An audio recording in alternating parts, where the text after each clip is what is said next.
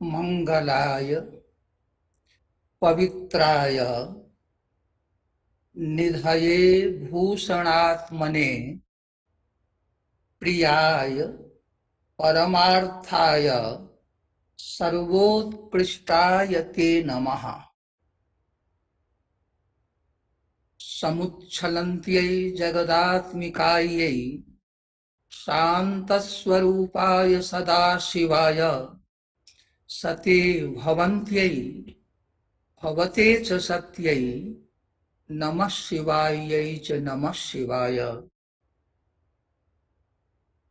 गुरुदेव, आपका video on नहीं है।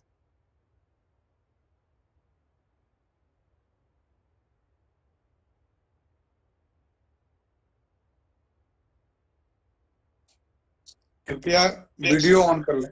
गुरुदेव, वीडियो ऑन हो सकते तो चेहरा भी सामने और आएगा। वो भी संभव नहीं हो पा रहा है। अच्छा, कोई बात नहीं, कोई बात। संप्रति अंतरराष्ट्रीय योग दिवस का आयोजन हमारे मित्र प्रोफेसर उपेंद्र कुमार त्रिपाठी जी, जो हमारे वैदिक विज्ञान केंद्र काशी हिंदू विश्वविद्यालय के समन्वयक आचार्य हैं, उन्होंने बड़े सामयिक रूप से इसका आयोजन किया है। वैदिक योग विज्ञान विषयक यह 5 दिवसीय अंतरराष्ट्रीय वेबिनार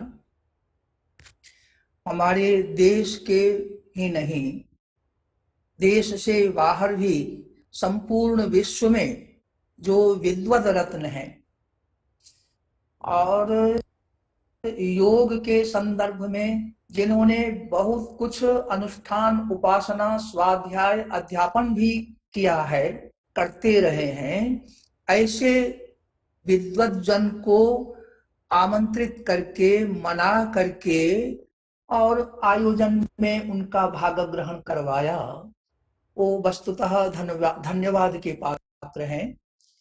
और योग के लिए जो समुचित अधिकारी गण हैं, जिनको ये योग का ज्ञान पचेगा, जिनके जीवन में उतरेगा, ऐसे हजारों हजार प्रतिभागी को भी उन्होंने जोड़ा। बहुत बड़ी बात है यह। आज उसका 5वां दिवस संपूर्ण सत्र चल रहा है। इसमें हमारे सारस्वत अतिथि के रूप में आचार्य कृष्णकांत अत्री जी, तो MBE हिंदू धर्म गुरु, लेफ्टिनेंट कर्नल ब्रिटिश सेना से होते हैं। उनमें तो जो शरीर में कांति होनी चाहिए योग से, जो मन, बुद्धि, चेतना, चित्त में एक प्रसाद गुण होना चाहिए, वाणी में प्रफुल्लता होनी चाहिए, सब कुछ देखने को मिल रही है। और उनके उद्बोधन को हम लोगों ने आज सुना। और ये अत्री जी विधिवत इस बात को बल देते हुए निष्काम योग को पारयंत्रिकता के रूप में प्रतिष्ठापित किया है। और वह क्या है, तो जो भगवान श्री कृष्ण अर्जुन से कहते हैं, यद यदा चलति श्रेष्ठ तत्तदेवेतरो जनः, उसको खूब प्रमाणित रूप से अपने जीवन में उन्होंने जिया और उसे परोसा भी है लोगों के लिए। तो ये बहुत बड़ी बात है, धन्यवाद के पात्र हैं। फिर हमारे जो आदरणीय कृष्णकांत शर्मा जी पूर्व संकायक प्रमुख हैं, इन्होंने योग शास्त्र के स्वरूप के विषय में, उसके प्रयोजन के विषय में और उसकी किस तरह से शाश्वतिकता है। सारी विद्याएं अनादि हैं, पर वह आचार्यों के मुख से किस तरह से वर्णित है अनादि रूपता योग शास्त्र की, उसको बहुत तर्क, युक्ति और सुस्पष्ट वाणी के द्वारा उन्होंने व्यक्त किया। और उसको, योग को ऐसे विकराल समय में जहां सारे विश्व संत्रास में डूबा है और बहुत सारे विकल्पों को ढूंढ रहा है और कभी कुछ शांति अपेक्षित मिलती है, पूरा समाधान नहीं हो पा रहा है, योग शास्त्र के द्वारा बताए गए जो उपाय हैं और साथ में आयुर्वेद इत्यादि का जो सहयोग है और श्रुति प्रोक्त होने से जो उसकी स्वतंत्र प्रामाणिकता है, परमुखापेक्षिता नहीं है, इन सारी बातों पर आपने प्रकाश डाला। आप हमारे आदरणीय हैं, बहुत अच्छा वक्तव्य आपका आया। अनंतर में प्रोफेसर सच्चिदानंद मिश्र जी, वो भी विशिष्ट अतिथि के रूप में इस संपूर्ण सत्र में जुड़े हैं। संप्रति सदस्य सचिव भारतीय दार्शनिक अनुसंधान परिषद नई दिल्ली कार्यभार को भी उन्होंने संभाल रखा है। न्याय वैशेषिक दर्शन के पराकाष्ठा के विद्वान के रूप में आप प्रतिष्ठित हो चुके हैं और आधुनिक विज्ञान की दृष्टि से भी शास्त्रों को आप प्रसारित करते रहते हैं।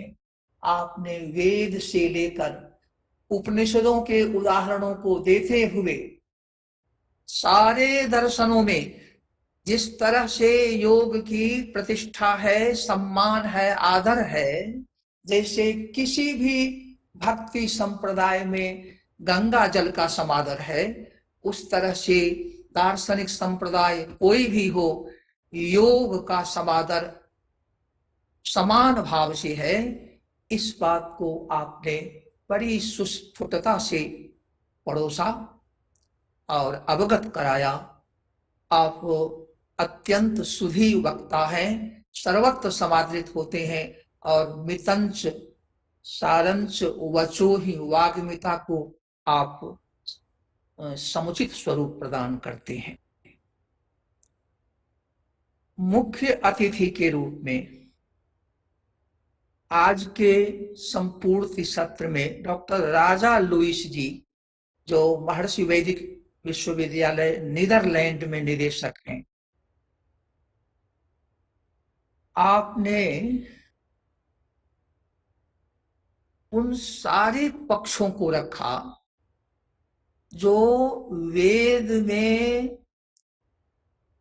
अन्य सभी विज्ञानों को बताते हुए योग को जो एक देहली दीपन न्याय से मध्य स्थान में रखा, चाहे वह आधिभौतिक उपलब्धि हो, चाहे आधिदैविक उपलब्धि हो, चाहे आध्यात्मिक उपलब्धि हो, सर्वत्र योग किस तरह से मार्ग देता है और संपूर्ण मार्ग देता है और किसी एक का निषेध करके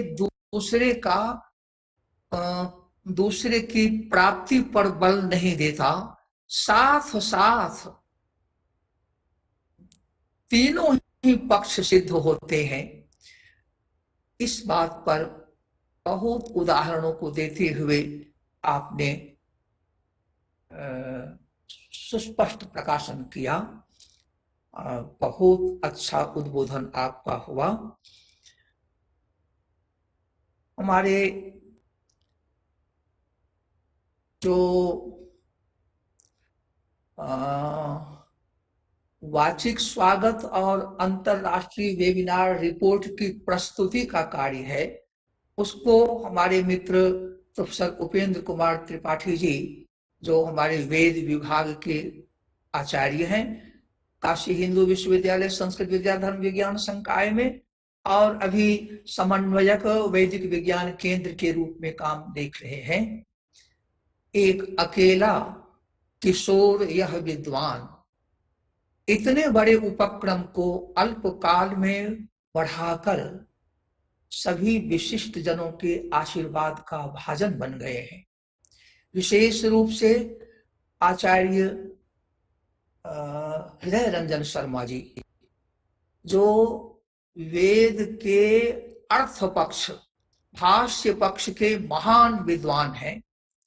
सारी दुनिया वेदार्थ को समझने के लिए प्रमाण पुरुष के रूप में जिनका परिग्रह करता है, और आप भी समय देकर यथा समय सबको संतुष्ट भी करते हैं, ऐसे आचार्य हृदय रंजन शर्मा जी प्राण स्वरूप है हमारे वैदिक विज्ञान केंद्र काशी हिंदू विश्वविद्यालय के। और प्राण के साथ जब मंत्र योग का धारणा विधान होता है तो जो परमार्थ है उसे भी प्रकट होने में कोई बाधा नहीं रहती, कोई हिचक नहीं रह जाती। एक ग्रंथ है आगम का जिसका नाम है विज्ञान भैरव। विज्ञान भैरव में धारणाओं को बतलाया गया है। योग सूत्र में धारणा तो सूत्र रूप में आ गया, जैसे पाणिनि का सूत्र है, और पतंजलि के महाभाष्य के बिना वो पूरा प्रकाश कैसे डाल सकता है, भले ही सूत्र में पाणिनि के सारे प्रवचन गर्भित हैं। तो उसी तरह से योग सूत्र में जो धारणा आई है वह सूत्र रूप में अपने गर्भ में तो संपूर्ण धारणाओं को धारण करती है, और धारणाओं का जो विकस्वर स्वरूप ये इसमें प्राप्त होता है विज्ञान भैरव में। उसमें उदाहरण के रूप में एक आप लोगों के सामने परोसता हूं। कभी हमारे उपेंद्र जी, जो श्रुति का आगम पक्ष है और उसमें जो योग विषयक धारणाएं हैं, उनके ऊपर एक स्वतंत्र आयोजन भी कर सकते हैं, और फिर इन दोनों का जो समन्वित स्वरूप है वो अखंड एक है, वह प्रतीत होगा और संपूर्ण विश्व का बहुत बड़ा उपकारक होगा।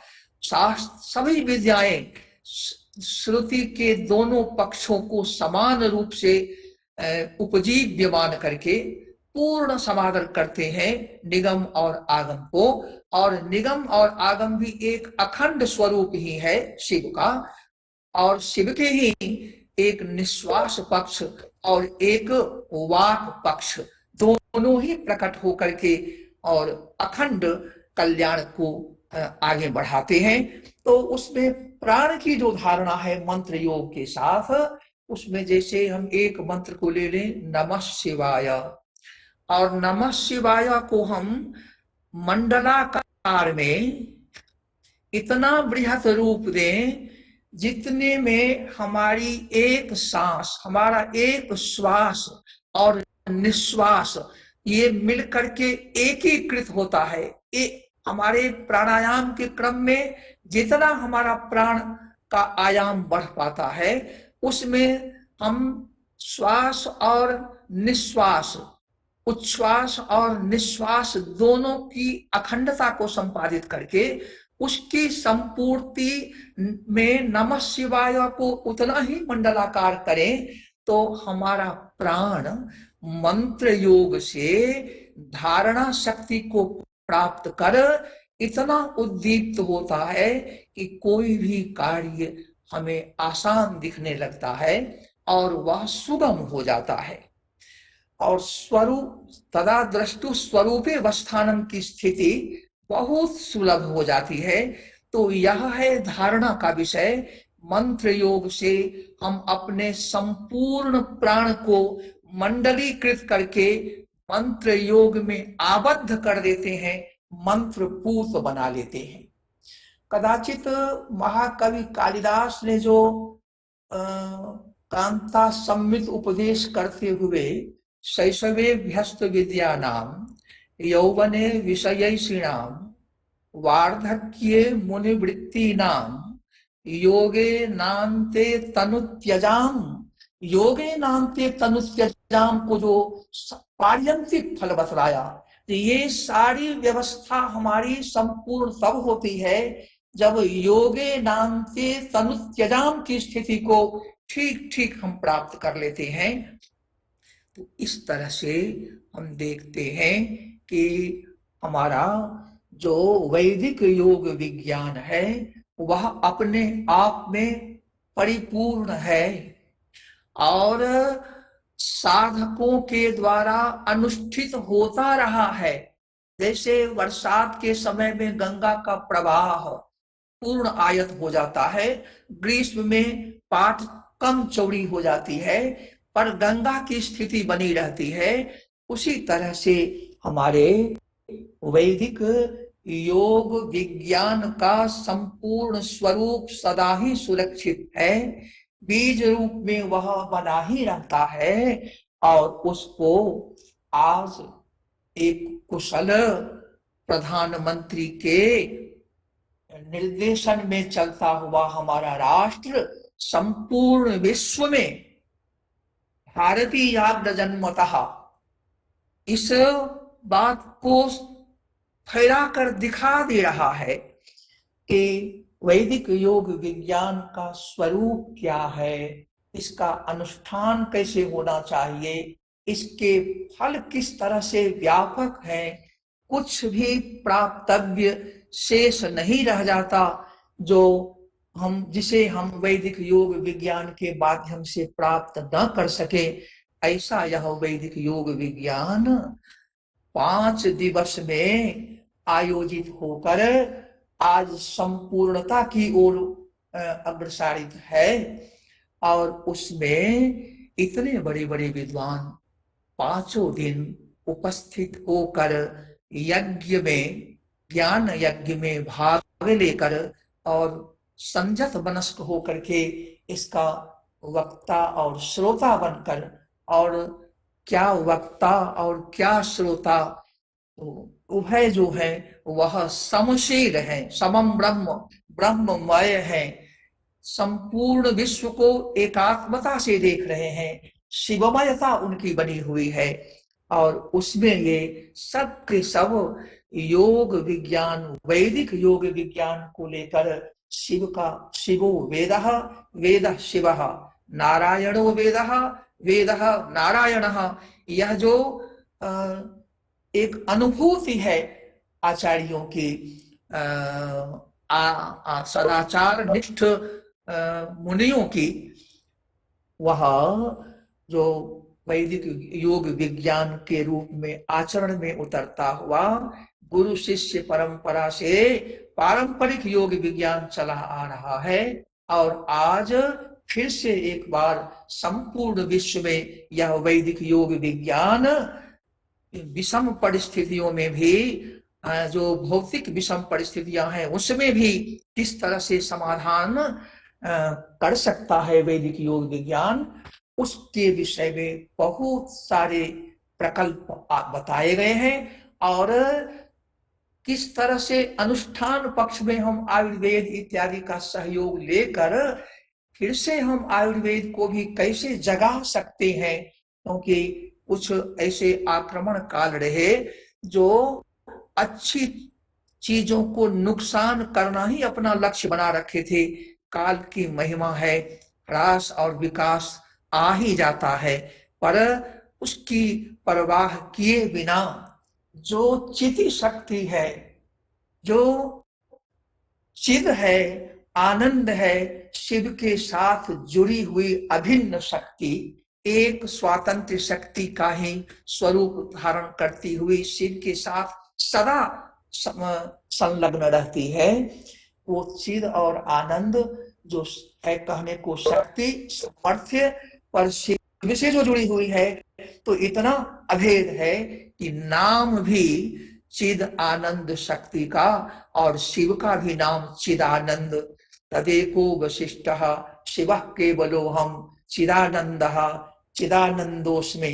इस तरह से शिवा और शिव दोनों के साथ यह चिद और आनंद जो चेतना शक्ति है वो आनंदमयी ही है, उसका समष्टि में लीला क्रीड़ा के रूप में स्वीकार स्वीकार किए हुए शिव स्वयं ही सृष्टि धर्मा है।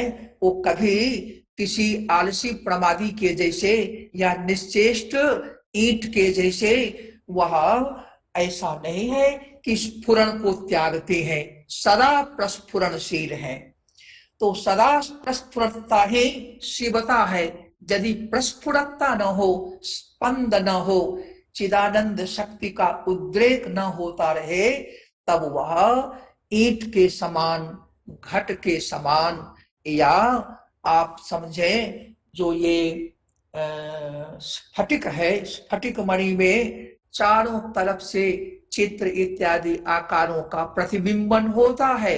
वह स्वीकार तो कर लेता है, रूप आदि का परिग्रह कर लेता है, पर उसको स्वयं का भान नहीं है स्फटिक मणि को कि अहम स्फटिकः या अहम अस्मि, यह भी बोध नहीं है। तो इस बात को तो दूर रखिए कि वो जपा कुसुम इत्यादि को जो प्रतिबिंबित अपने अंदर पा रहा है उसका विमर्श वो करता होगा। तो विमर्श शून्य होने से स्फटिक जैसी वस्तु भी जैसे निश्चेष्ट है, निष्प्राण है, ऐसा हमारा शिव नहीं है। वह तो सदा ही प्रस्फुरणशील है और सृष्टि धर्मा है। इसलिए लीला क्रीड़ा के समान विश्व की सृष्टि करते हैं, पर वह चेतना में और आनंद शक्ति में रहते हुए करते हैं। विश्वोत्तीर्ण भी शिव ही है, क्योंकि विश्व की कोई अपेक्षा नहीं है शिव के अस्तित्व होने में, विश्वोत्तीर्ण स्थिति में अस्तित्व होने में। विश्व कहीं से सहायक बनेगा ऐसा नहीं है। और जो विश्वमय स्वरूप है, जिसको 36 तत्वों के रूप में विभाजित करके शास्त्रों में बताया जाता है, तो शिव से लेकर पृथ्वी पर्यंत जो 36 तत्व हैं, 25 तो सांख्य और योग सम्मत है, 11 तत्व जो है वह जो वैदिक योग विज्ञान में समाधि से संबद्ध बातें हैं, उनके लिए 11 तत्व और जुड़ करके 36 तत्वों को समझाया गया है, आत्मसात कराया गया है। तो भगवान शिव जो विश्वोत्तीर्ण स्वरूप में है, उनकी अखंड, उनका अपना स्वभावभूत अपनी ही शक्ति है, स्वातंत्र शक्ति, जिसको समझने के लिए शास्त्रकारों ने बांट करके चिद शक्ति, आनंद शक्ति, इच्छा शक्ति, ज्ञान शक्ति और क्रिया शक्ति, इन 5 रूपों में विभाजित करके समझाया है। उसमें चिद और आनंद तो शिव से सदा अभिन्न बन करके ही रहती है, उसका कभी भी परिलोप नहीं होता है। जो साधक है, शास्त्रज्ञ, गुरु परंपरा प्राप्त ज्ञान विशारद शिव स्वरूप आचार्य मूर्ति से वैदिक योग विज्ञान की साधना का स्वरूप और दीक्षा लेकर प्राप्त कर लेता है और उसका अनुष्ठान करता है, तो वह साधक पूर्ण चेतना शक्ति का विकास कर लेता है इस वैदिक योग विज्ञान के माध्यम से। और वह जो चेतना शक्ति है आनंदमय है। यह आनंद दुख के प्रतिस्पर्धी सुख के कैटेगरी में नहीं है, इसका स्वरूप अत्यंत विलक्षण है, जो संपूर्ण विश्व को अपनी गोद में आनंदित रखती है। ऐसी जो आनंद शक्ति है उससे संपृक्त है चिद शक्ति, और उस चेतना शक्ति का विकास वैदिक योग विज्ञान की साधना को अनुष्ठान मार्ग में ले आकर कोई भी साधक प्राप्त कर सकता है। ऋषियों के इस ऋण को हम पुनः पुनः स्मरण करते रहें और इस ऋण के अपनोदन के लिए ऐसे ही जो ज्ञान यज्ञ हैं उनका आयोजन करते रहें। और केवल इस आयोजन के समय में जो हमारी चिदानंदमयता, ज्ञानानंदमयता बनती है, उसको हम फिर इतनी ही देर के लिए सीमित नहीं करके अपने पूर्ण जीवन में इसको आत्मसात करते रहे। आचार्य गण तो आत्मसात किए हुए ही हैं। हम श्रोता गण से निवेदन करते हैं कि वो अपने ऐसे सुयोग्य श्रोता, बतलाया गया है कि वक्तुरेव हि तज्जाड्यम यत्र श्रोता न बुध्यते, वक्ता की कहीं न कहीं से कमजोरी है, जहां श्रोता बात को समझ नहीं पाता है। तो इस तरह के जो वक्ता हमारे पास उपलब्ध हुए और उसमें आदरणीय हृदय रंजन शर्मा जैसे जो ज्ञाता वक्ता हैं और आचरण में उतारे हुए कोई व्यक्ति उनके वाणी से जब जुड़ता होगा, उनके मुख मुद्रा का दर्शन करता होगा, तो उसका अनुभव बताएगा कि वो किस तरह से अपने जीवन में आचरण के रूप में वैदिक योग विज्ञान को आत्मसात कर चुके हैं। ऐसे विरल लोग भी संसार में सदा किसी न किसी रूप में, बीज रूप में तो अवश्य ही उपस्थित होते हैं, रहते हैं। हम सारे विद्वज्जन के प्रति अपना आभार प्रकट करते हैं। वैदिक मंगलाचरण का कार्य आज का हमारा शोध छात्र श्री विपिन चंद्र झा वेद विभाग के हैं, बहुत अच्छे ढंग से साम वेद को रखा। वेदानाम साम वेदोस्मि कहकर भगवान ने प्रशंसा कर रखा है। और कुलगीत का गायन हमारे डॉक्टर ज्ञानेश चंद्र पांडे जी, जो हमारे ही संगीत एवं मंच कला संकाय गायन विभाग के उपाचार्य हैं, बड़े ढंग से इन्होंने रखा। और वाचिक स्वागत के क्रम में जो संक्षेप में सारी प्रस्तुति भी कर डाली, ऐसे उपेंद्र कुमार त्रिपाठी जी थोड़ा अभी अस्वस्थ हो गए थे, कमजोरी अभी गई नहीं है, फिर भी कहीं से वैदिक योग विज्ञान के किसी विशेष बल से इनके कुल में भी वेद विद्या प्रतिष्ठित रही है। तो कहीं न कहीं से वह बल है जिस बल से, और सुहृद बल तो इनके पास इतना है कि जिसका वर्णन न किया जाए। उस सुहृद बल के आधार पर इन्होंने इतने बड़े उपक्रम का संकल्प लिया और वह निर्बाध और बड़ी अत्यंत रुचिकर रीति से वह संपादित होती रही। अभी वह पूर्णता पर, संपूर्णता पर पहुंचने वाली है। शिव की जो संपूर्ण शक्ति है और संपूर्ण सामर्थ्य है, वह है सर्व ज्ञात्रिता और सर्व कर्तृता।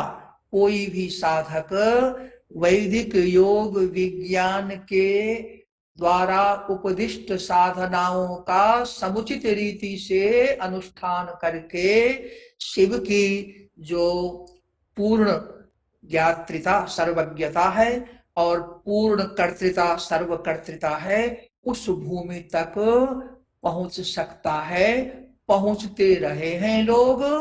और इस दृष्टि में, इस कार्य में यह जो अनुष्ठान है, ज्ञानमय अनुष्ठान, यह बहुत ही उपयोगी सिद्ध हुआ है। यह लोग अनुभव कर रहे हैं और कई जगहों से हमारे पास भी इस आशय के दूरभाष आ रहे हैं निरंतर। तो हम आज आप सब सुधी वक्ता को और जो संचालन कर रही है उसको भी साथ में धन्यवाद करते हैं। यह हम लोगों की छात्रा है, ये अपने अंदर कभी भी इस बात का ख्याल नहीं करती है कि मैं सहायक प्राध्यापक हो चुकी हूँ स्नातकोत्तर संस्कृत विभाग मगध विश्वविद्यालय में, मैं बहुत अच्छा रिसर्च करती हूँ, मैं बहुत अच्छे ढंग से बोलती हूँ, ये सब कुछ मन में नहीं रखते हुए सदा शुश्रूषा परायणा रहती है और संयोजन के कार्य को कितनी निष्ठा से, जो बुद्धि के धी के गुण हैं, शुश्रूषा श्रवणम चैव ग्रहणम धारणम तथा ऊहा कोहूर्थ विज्ञानम तत्व ज्ञानम च धी गुणा, इसके कई सोपानों में वह निष्णात हो चुकी है। ऐसी जो सभा की सत्र की संचालिका है, उसको भी श्रीमती ममता मेहरा, उसको भी हम धन्यवाद करते हैं। और हम सारे श्रोतागण को विशेष रूप से, क्योंकि श्रोता से ही सापेक्ष, जैसे विश्वविद्यालय छात्रों के लिए होता है, सारे आचार्य, सारे अधिकारी, सारे कर्मचारी, संपूर्ण प्रशासन केवल छात्रों में, स्नातकों में विद्या का संचार, प्राची और प्रतीची विद्याओं का संचार कैसे होगा, और इन दोनों में जो समन्वयात्मक दृष्टि है वह कैसे विकसित होगी, तो इसके लिए छात्रों का ही प्राधान्य होता है विश्वविद्यालयों में। राष्ट्र में प्रजा कैसे सुखी रहेगी, प्रजा ही प्रधान होती है, और प्रजा के रंजन के लिए ही जो राजा या जो प्रशासन अपने को सेवक मानता है, वही कुशल प्रशासक, कुशल राजा होता है, होते रहे हैं। ऐसी स्थिति में हमने यह अनुभव किया कि जो श्रोता हैं उन्हीं को उनकी जो जिज्ञासा है और जिज्ञासा बढ़ती हुई है, उसमें हमारे रामदेव जी का भी बहुत बड़ा योगदान है, जो प्रमाद रहित होकर एकाकी व्यक्ति लोगों का सहयोग ले ले करके सारे विश्व में योग की जो कुछ विधाएं हैं उसको जगा दिया है। और इस तरह से हम देखते हैं भगवान शिव की इच्छा से वैदिक योग विज्ञान के अंदर जो योग की तमाम विधाएं हैं वह धीरे धीरे सबके ज्ञान में आए, भक्ति पुरस्सर अनुष्ठान के क्रम में आए, और लक्ष्य पूर्ति तक यह